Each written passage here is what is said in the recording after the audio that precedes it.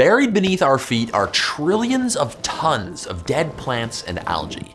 Over millions of years, their carbon-rich bodies have been compressed under so much heat and pressure that they've transformed into energy-rich fossils. In fact, we call them fossil fuels since we burn them to release their energy. But burning this coal, oil, and gas is releasing carbon dioxide into the atmosphere, where it's rapidly building up and heating our planet. So far, we've burned our way through some 600 billion tons of this carbon. That's about the same weight as 4 Mount Everests. It's a lot, but we can easily get our hands on way more because there are 30 Everests worth of carbon still buried in the ground. Enough for us to keep burning at our current rates for another 400 years. What would it be like to live on our planet if we burned all the fossil fuels?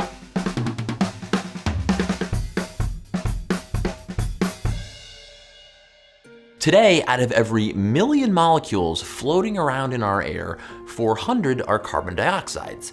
That may sound like a small amount, but it's more carbon dioxide than Earth's atmosphere has seen in the last 3 million years. And if we burned all the carbon still underground, carbon dioxide levels would reach around 2,000 parts per million. That's higher than they've been for the past 50 million years, which is so far back that Earth didn't even look like it does today. A future world with this much carbon dioxide in the air would be radically different from today. But the same physical laws would still govern how that world operated, like gravity would still make things fall, and carbon dioxide molecules would still trap heat. So we can use these physical laws to sketch out what the world might look like with 5 times as much carbon dioxide as today. And it would be a hot mess, a really hot mess. Earth's average temperature could soar by 11 to 18 degrees Fahrenheit. That's enough to make New York hotter than present-day Houston, and Moscow hotter than today's Madrid. This wouldn't happen just in places that are already hot, like the Middle East. The map of hot places on Earth would expand big time. Over half the world's population lives in places likely to overheat. But intolerable heat is just the start of the story. Melting ice could raise sea levels by over 100 feet, drowning coastal cities around the world.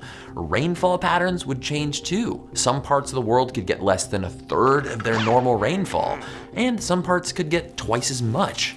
Not exactly ideal if you're a farmer. And it's worth pointing out that once we've burned our way through 30 Everests worth of carbon, there'd probably be even more left, because 30 is a conservative estimate that doesn't even include fossil fuels that are harder to dig up, like shale gas and methane hydrates. Once you include those, we may actually have 60 Everests left today. And if we burned all of those, it would raise carbon dioxide levels higher than they've been for the past 500 million years. Earth is only 4.5 billion years old, so that's 1/10 of our planet's history. It's so long since we've had that much carbon dioxide that it's hard to say what the world might be like. But we can be sure that it would be extremely wet, because there's a serious risk we'd melt all the world's ice sheets, leading to over 200 feet of sea level rise. That's enough to flood the land where 1 billion people live today. So if we burn all the fossil fuels, a lot of bad things will probably happen. The alternative is to stop using them before they run out. And when that happens is up to us. The more we burn, the hotter and more extreme our future becomes. So most of the world's countries have agreed that we should keep Earth from warming more than 2 degrees Celsius.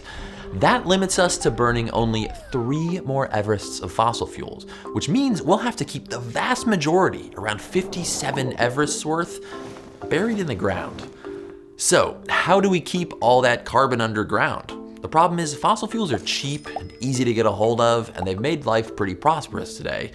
One option then would be to make them more expensive. If governments choose to increase the price of fossil fuels to include these future damages to society, they'd quickly become less appealing. Or we could keep making the alternatives more appealing. Renewable power sources like wind and solar don't release carbon dioxide into the air, and we could improve them even more by researching new technologies to boost their efficiency, making them more dependable, and scaling up production to drive down costs. Or we could make fossil fuels socially unacceptable, just like big health campaigns have turned smoking unsexy. Or heck, we could do all these things if we want to. In fact, these changes are already beginning to happen, each in their own way. And around the world, we're slowly starting to move away from coal, oil, and gas. Now, based on these possible futures that we just talked about, that's a good thing too, because if we did end up burning all the world's fossil fuels, we'd be at serious risk of becoming fossil fools. Hey guys, thanks for watching our latest video. We hope you consider subscribing, maybe click that little bell icon so that you get notified when we have a new video. And check out our Patreon page where you can help us not only make more videos, but make them even more carbon neutral and good for the climate than any other YouTube channel.